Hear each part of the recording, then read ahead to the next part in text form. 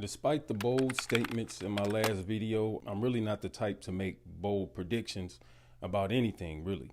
But I was actually hoping that Kamala would win. I thought that she would win. So I went out of my way to clickbait the video.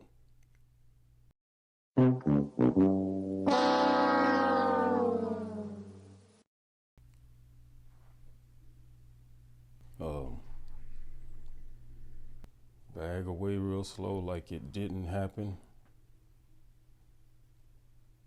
Like a tree fell in the forest, but nobody heard it, so it didn't really fall. Oh, but the election sure as hell happened. And I am not nigga Dallas.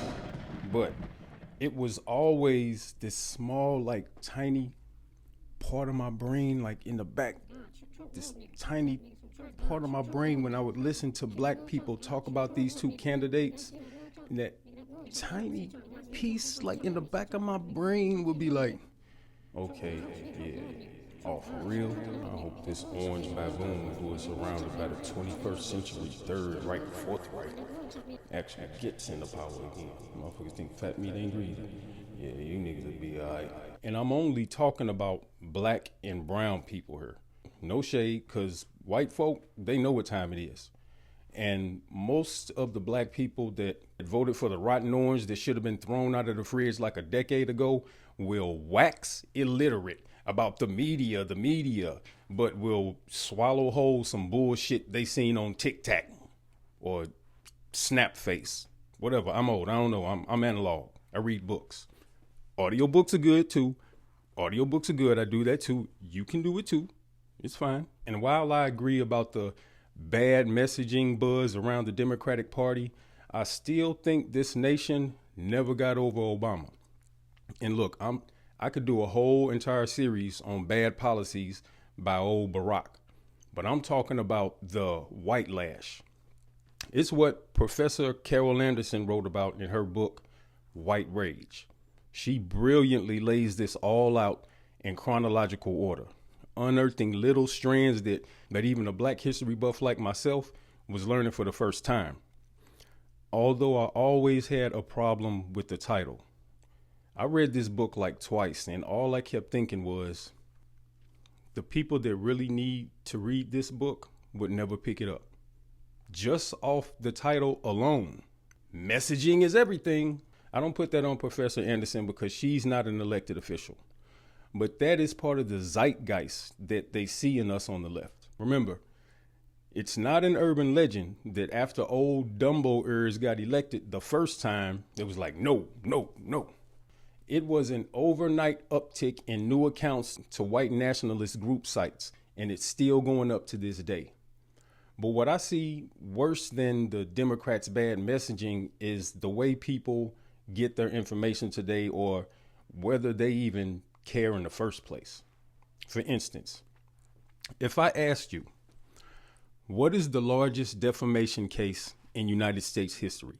Like, what is the largest sum of money that any one person or entity or corporation had to pay out in a defamation judgment? I'll wait. Answer in the description. You know, fuck it. What am I doing? I'll just show you right now. Systems attorneys talk about the fact that they've reached a settlement with Fox. It sounds like $787 million. Just under $1 billion. Right, less than the 1.6 that they were hoping for, but interesting to hear them describe it as a victory for the truth. The attorney there said the truth matters. Lies have consequences, accused Fox News of perpetuating a torrent of lies that led to an alternative universe of conspiracy theories. And that's going to be non-existent because we're fixing to overturn the results of the election in multiple states. And President Trump won by not just hundreds of thousands of votes, but by millions of votes that were shifted by this software that was designed expressly for that purpose. We begin our report with a settlement. Just as Dominion Voting Systems' defamation lawsuit against Fox News was starting Tuesday, the judge announced both sides had come to an agreement. Fox will pay $787.5 million Less than half of what Dominion originally was suing for. The money buys an end to the case and saves Fox News from seeing some of its best-known anchors and executives on the stand.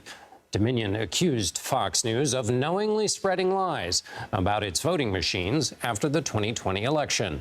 Man, if Tricky Nick only had Fox News. Because people have got to know whether or not their president's a crook. Well, I'm not a crook. 1930s Germany was one of the world's most advanced and literate countries in that time. And you would think the similarities would be glaring. And they are. They are. The similarities are glaring. But propaganda and a lack of media literacy, which is a 21st century thing, by the way, we got to figure that shit out, which has created a fog of war that most people are too busy to sit still and allow their vision to adjust to in order to see it. That the same people behind Trump are the same people behind the constant, sick, violent vandalization of Emmett Till's memorial, or the unspoken epidemic of black truckers being mysteriously unalived all across the country. Now, we all know this is a law enforcement and civilian joint action. Who the fuck do you think these murderers voted for? That's my issue. But like I've quoted in the past, the master teacher, Greg Carr, a branch off of the old master teachers like Dr. John Heinrich Clark, Dr. Ben Yakinen, and the studies of intellectuals like Sheikh Anti-Jope, the name of the game is this: black interests against white supremacy. Always. Always. Full stop. That should be more important to you than anything else you think a Trump administration has to offer you. Because your history and ultimately your existence are officially on the chopping block. Because the guardrails that we never really see are set to be torn down. Effective immediately. Jeez Louise. All right, man. This is JD at Giant TV. Love y'all. Out. I just love you. No, that's why he's a great politician. Hey, you niggas will be all right.